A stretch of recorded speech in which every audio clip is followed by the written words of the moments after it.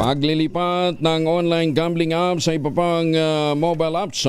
Ikinababahala naman ng isang senador. Detalye ng balita mula kay Raymond Dadpas. RH28 Raymond, good morning. Nagpahayag ng pagkabahala si Senador Erwin Tulfo sa napaulat na paglipat ng mga online gambling apps sa ibang mga mobile apps matapos ipagbawal ng Bangko Sentral ng Pilipinas ang direct link sa kanila ng mga e-wallet platforms. Ayon kay Tulfo, nagdodoble kayod ngayon ang mga online mobile apps sa paglipat sa ibang mobile applications gaya ng Viber, Telegram, Lazada at iba pang apps. Isa sa mga halimbawa na kanyang binanggit ay ang advisory mula sa Bingo Plus na nagsasabi sa kanilang mga customer na madali pa rin silang ma-access. Nakalagay sa kanilang advisory na maaari silang ma-access gamit ang kanilang GCash at Paymaya. Nabanggit din sa advisory na pwedeng maglaro gamit ang Viber.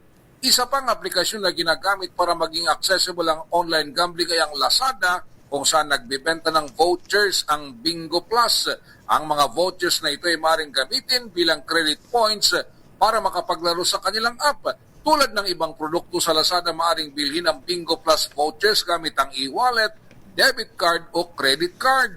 Pinuri naman ni Senator Erwin Tulfo ang mga e-wallet firms sa pagsunod nila sa 48 oras na ultimatum ng Bangko Sentral ng Pilipinas simula noong August 14 upang alisin ang mga link ng online gambling sites sa kanilang mga mobile application.